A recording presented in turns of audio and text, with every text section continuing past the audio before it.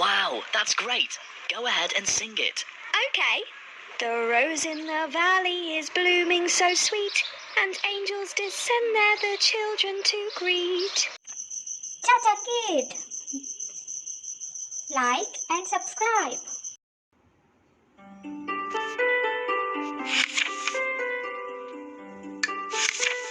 Once, there was a wicked sprite that enjoyed playing tricks on others.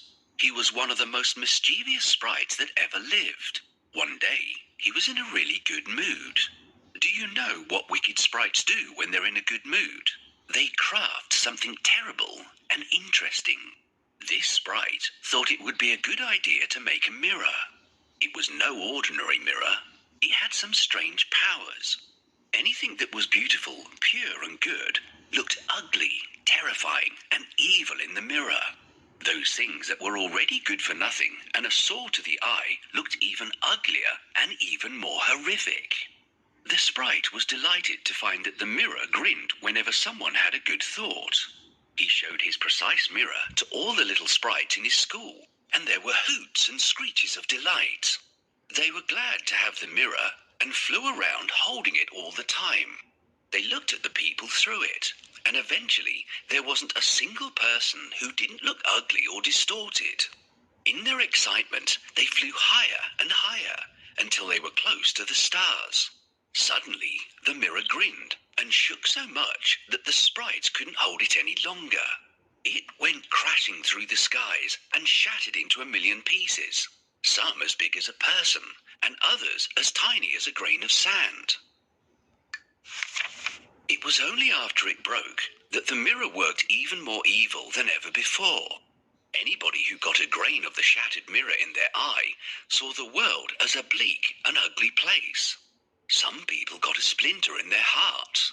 Then the mirror sucked all the love out of the heart and turned it into a lump of snow, cold and cruel. Some of the broken pieces were as large as window panes. Some shards went into people's spectacles, and even when they looked at their friends through them, all they saw were horrible, distorted creatures. The shattered glass dust floated around in the air. The evil sprite was delighted because the mirror was working better than he'd ever hoped it would. This mirror is my greatest invention ever. The greatest indeed. Let's check how it works. Everything should look disgusting in this mirror.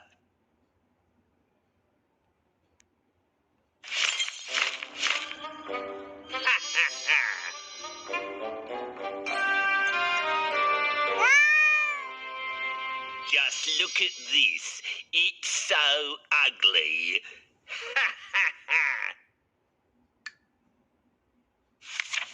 In a large town, there lived a boy and a girl, Kay and Gerda. They lived next door to each other, but anybody who saw them playing together would have thought they were brother and sister. The town was so crammed with houses that the people had no place for gardens. They were content with a couple of flower pots, but the children had something just about as good as a garden. At the place where the roofs of the two houses met, they had large wooden boxes with vegetables and lovely rose bushes. Sometimes they took their stools and sat among the bushes and pretended that they were in their own big garden. But when the winter came, the children could no longer sit outside. They had to be content with playing inside the house. One day, Gerda and Kay were sitting by the window in Kay's house. Kay's grandmother, who was looking at the snowflakes, said quietly, The white bees are swarming. Kay and Gerda looked at her in surprise. Grandma, do the bees have a queen? Kay asked. Oh, yes, they do. Said Grandma. Where the swarm hangs in thick clusters, she flies there. Sometimes she flies into towns and peeps in through the windows. When she does that, the most beautiful patterns form on the window pane. Have you both seen this happen? Kay and Gerda nodded. They'd seen it many times, so Grandma was telling the truth. That evening, when Kay was sitting by the window alone, he saw something remarkable. He noticed that one snowflake was larger and prettier than the rest and sparkled in the moonlight. The flake of snow grew larger and larger, and at last it was like a young lady dressed in the finest white gauze made of a million little flakes like stars. She was so beautiful and delicate. But she was made of dazzling sparkling ice and was so full of life. She turned around to look at Kay. She nodded towards the window and beckoned with her hand. Kay was frightened and jumped down from the box. It seemed to him as if, at the same moment, a large bird flew past the window. The next day was very different. There was snowfall at first, but afterwards the sun shone brightly. Kay and Gerda cheered up because green leaves were sprouting on the trees, the birds were singing, and the windows were thrown wide open. That summer was very special because the roses that bloomed were prettier than ever before. Gerda learned a hymn that mentioned roses. She sang it to Kay, and he liked it very much. They immediately sang it together. The rose in the valley is blooming so sweet, and angels descend there the children to greet. They felt so good after singing it that they went around kissing the roses. They enjoyed that summer thoroughly, and their memories were full of fresh rose bushes, warm sunshine, and laughter. Kay, we haven't taken care of the flowers for quite some time now. Yes, we have to clean it up. Can you help us with the cleaning? First, let's pull out all these weeds.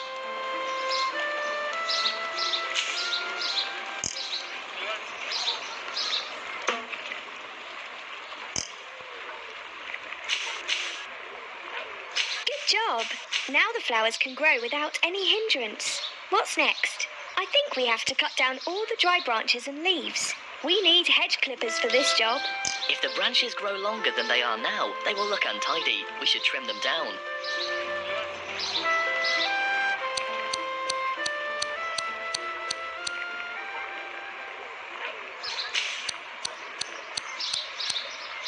Excellent. Now we need to water the flowers. We need a watering can.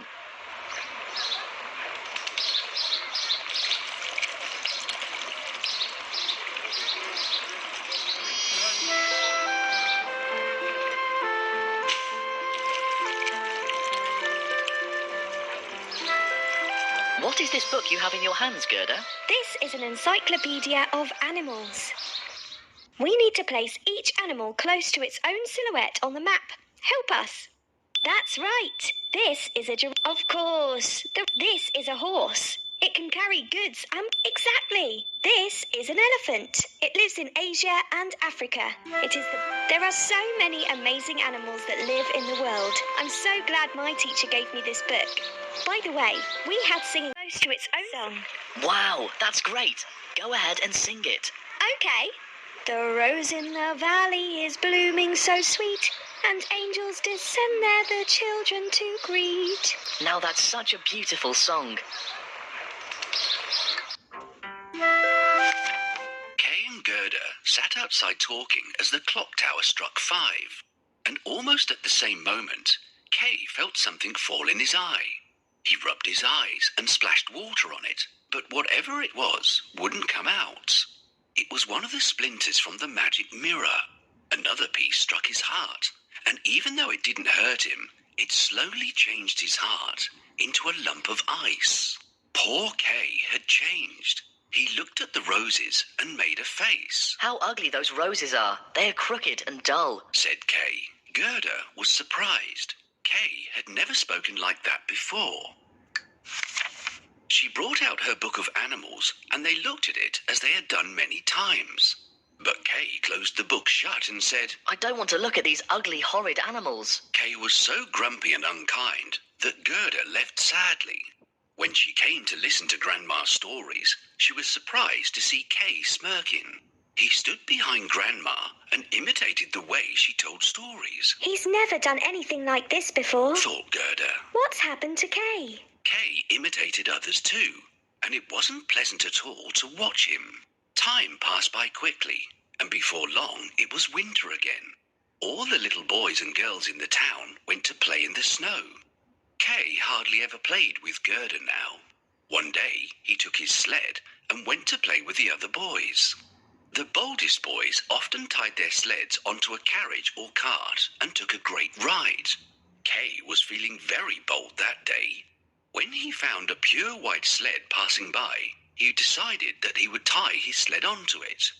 Inside the carriage was a woman wrapped in white fur, and she wore a matching white fur cap. The sled rushed through the snowy slopes, and Kay found it very enjoyable at first. But when it picked up speed and crossed the town, Kay was very frightened. Finally, the sled stopped.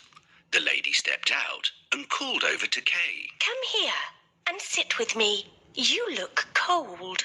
I'll wrap you in my bearskin. She wrapped Kay and kissed him on the forehead. The kiss was colder than ice, and it went all the way to his frozen heart. As the sled took off again, the Snow Queen kissed him once more. Kay forgot his grandma, parents, and Gerda. He cuddled up near the Snow Queen's feet and slept. I'll show you the games we like to play. Sledding is my favourite game. Help me.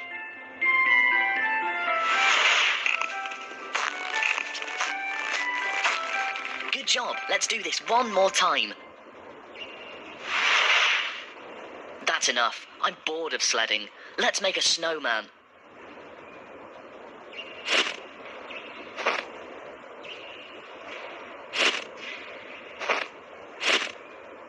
Our snowman looks nice, but we need to dress him up a little. Yes, this is exactly what I want. Wow, I can see a beautiful sled down there. I'd like to sled on it. We have to tie my sled to it. I do this often with my friends. Can you help me get there? Help me get to that beautiful sled.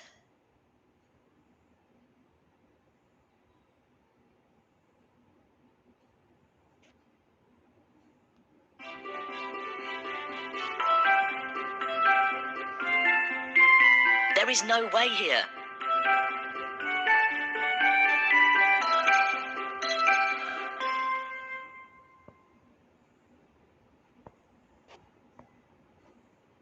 Good job. Thanks a lot for your help. Let's go and don't stop.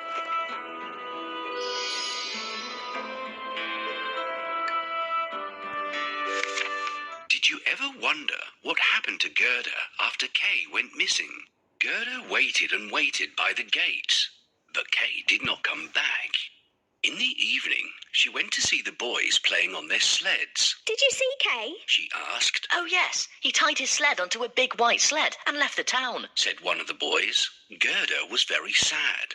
She waited and waited for Kay right through until spring. I wonder where Kay is. I hope he's safe. She thought one day. Don't worry. He's safe. The warm sunshine spoke softly. But Kay has gone forever. She wept. No, that's not true. The swallows sang. Somehow, Gerda felt better after that. She wondered what she ought to do.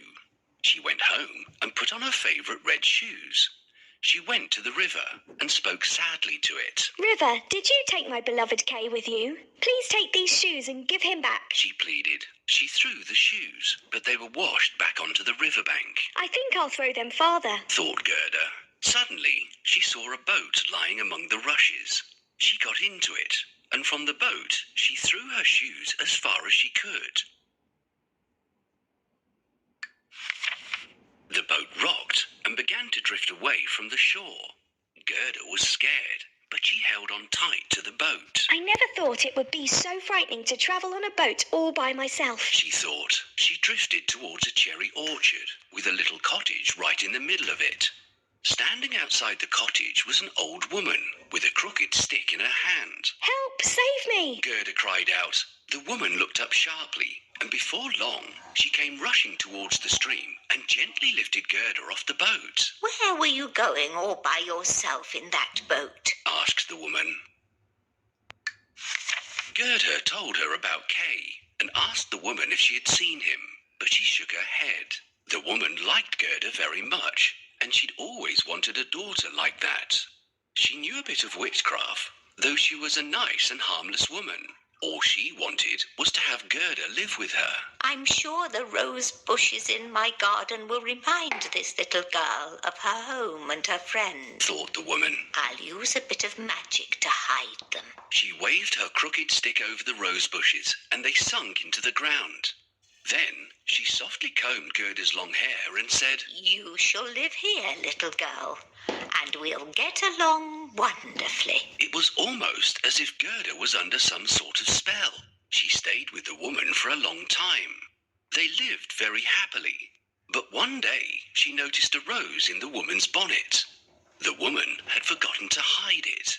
She went into the flower garden and searched everywhere for another rose, but she couldn't find one anywhere. Slowly, Gerda sat down on the ground. Oh, not a single rose can I see here. Gerda cried out. The hot tears from her eyes splashed on the earth, and immediately all the rose bushes pushed their way out of the ground. The moment she set eyes on the roses, all her memories of Kay came rushing back. The girl looked everywhere, but the woman was nowhere around. Without waiting for a moment, Gerda pushed open the rusty gate and ran out as fast as she could, even though nobody was chasing her. Oh, Kay, how did I forget you? Said Gerda. I must look after you. Spring and summer have passed and it's autumn already. Back in the cherry orchard, it had been spring forever. But outside, the leaves had turned yellow and autumn was fast approaching. This is such an amazing place. There are a lot of roses here. They remind me of Kay. I must find him. All right, darling. But before you leave, can you do me a favor? Please go to the garden and gather some cherries for me. Sure. She's such a good girl, but I'm afraid that something might happen to her. It would be safer if she stayed with me. We should hide all the roses so that they won't remind her of Kay. Can you help me? Yes.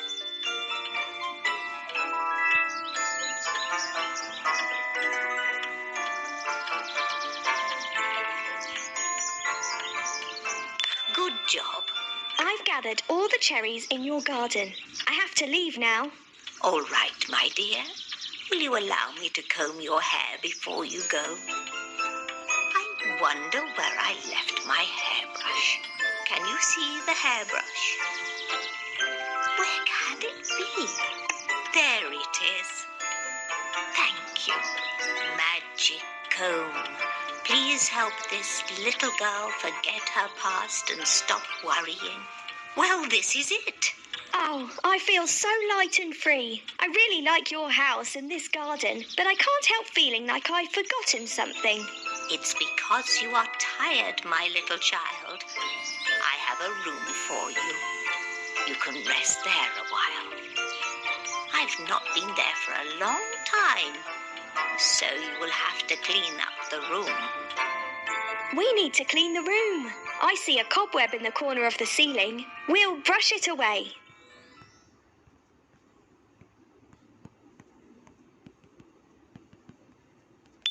Let's fix the curtains.